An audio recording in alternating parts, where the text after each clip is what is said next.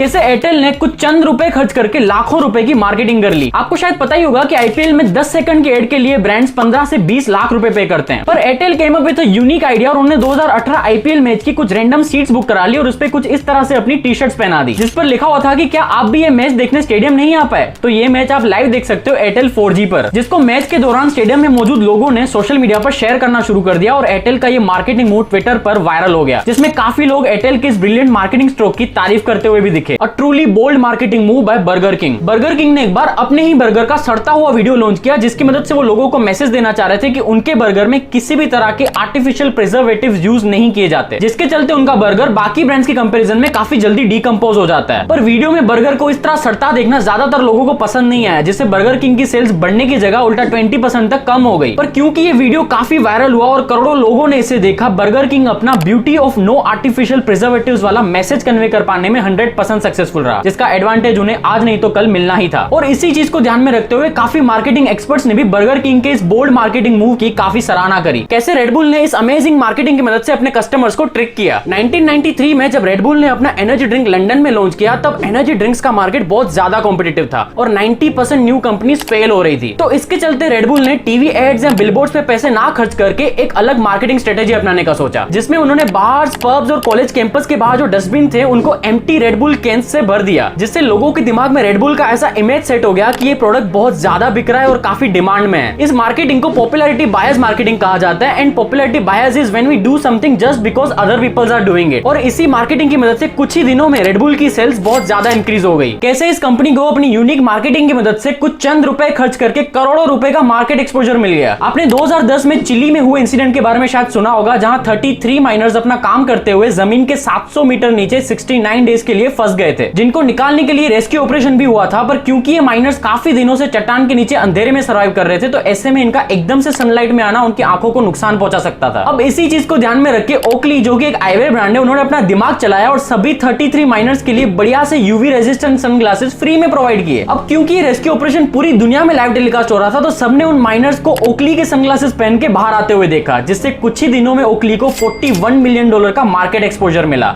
इस आपदा को अवसर में परिवर्तित करना है। इस तरह की अमेजिंग मार्केटिंग टाटा ग्रुप के अलावा शायद ही कोई कर सकता है। दरअसल 21 अक्टूबर 2018 की सुबह लोगों ने लीडिंग न्यूज़पेपर हिंदुस्तान टाइम्स और टाइम्स ऑफ इंडिया में एक सेम प्रिंटिंग मिस्टेक नोटिस करी कि दोनों में ही लेटर आई वाज मिसिंग। अब लोग सोच में पड़ गए कि इतनी बड़ी न्यूज एजेंसीज ऐसी प्रिंटिंग मिस्टेक कैसे कर सकती हैं, और वो भी सेम डे पे। पर फिर पता चला कि ये कोई प्रिंटिंग मिस्टेक नहीं, बल्कि टाटा सोल्ट द्वारा चलाया गया एक कैंपेन था called #missing I, wherein I stands for iodine. और ये कैंपेन टाटा ने पूरे देश में आयोडीन डेफिशिएंसी और उसके कॉजेस के रिगार्डिंग अवेयरनेस स्प्रेड करने के लिए चलाया था, with the tagline is I missing from your body as well. ये कैंपेन 21 अक्टूबर को इसलिए चलाया गया क्योंकि 21 October is observed as world iodine deficiency day every year. अब इस कैंपेन के थ्रू नो डाउट अवेयरनेस तो स्प्रेड हुई, पर साथ ही में टाटा सोल्ट, जो कि एक आयोडाइज्ड सोल्ट है, उसकी सेल्स भी काफी इंक्रीज हो गई। आपको याद ही होगा कि कोविड के बाद जब थिएटर्स फिर से ओपन हुए थे, तब उन पे कुछ रेस्ट्रिक्शंस थे, जिनके चलते उनको कुछ नंबर ऑफ सीट्स खाली रखनी पड़ती थी, जिससे थिएटर्स काफी सफर भी कर रहे थे। पर तभी ओशले, जो कि एक डिपार्टमेंट स्टोर ब्रांड है,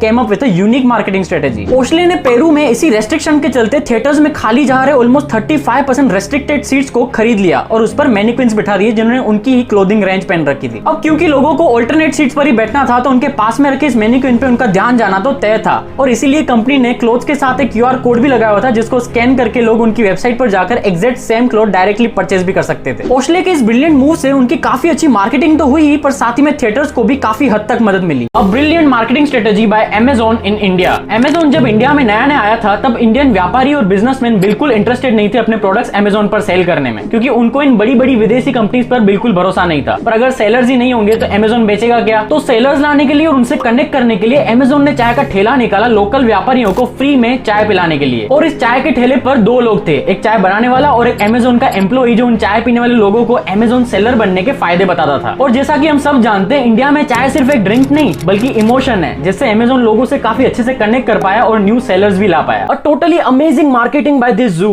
गाइस, डेनमार्क के कोपेनहेगन जू में विजिटर्स काफी कम होने लगे थे, जिसकी वजह से जानवरों का खाना और इतने बड़े जू को मेंटेन कर पाना काफी डिफिकल्ट हो रहा था। तो विजिटर्स को फिर से अट्रैक्ट करने के लिए जू के मैनेजमेंट ने एक मार्केटिंग स्ट्रेटेजी अपनाई और शहर की सारी बसेस को कुछ इस तरह से पेंट करवा दिया। और गाइस, सही में अगर ये बस आप भी रास्ते में देखोगे तो 2 मिनट तो देखते ही रह जाओगे। इस मार्केटिंग को गुरिल्ला मार्केटिंग कहा जाता है और ये मार्केटिंग कैंपेन इतना सक्सेसफुल रहा कि 2010 में कोपेनहेगन जू most visited place in the country बन गया। कैसे कोका कोला के इस मार्केटिंग कैंपेन ने इंडिया और पाकिस्तान के लोगों को एक कर दिया। दरअसल 2013 में Coca Cola came up with a brilliant initiative called small world machines, जिसमें उन्होंने कोक की एक वेंडिंग मशीन इंडिया के किसी मॉल में रखी और दूसरी पाकिस्तान के मॉल में। पर ये vending machines normal vending machines की तरह नहीं थे। इन वेंडिंग मशीन्स में टच स्क्रीन टेक्नोलॉजी थी with real time face to face communication system, जिससे दोनों देशों के लोग एक दूसरे को देख सकते थे और इंटरेक्ट भी कर सकते थे। कोका कोला ने दरअसल इस कैंपेन के थ्रू दोनों देशों के लोगों को एनकरेज किया to keep their differences aside to complete a friendly task together, जैसे कि एक दूसरे से हाथ मिलाना, हार्ट ड्रॉ करना, पीस साइन ड्रॉ करना या फिर डांस करना। और टास्क कंप्लीट होने पर दोनों देशों के लोगों को फ्री में कोक भी दी जाती थी। इस कैंपेन के चलते with in 3 days 10,000 cans dispense हुई, जो कहीं ना कहीं दोनों देशों के लोगों का एक दूसरे के प्रति आपसीपन भी दर्शाता है। कोका कोला का इनिशिएटिव आपको कैसा लगा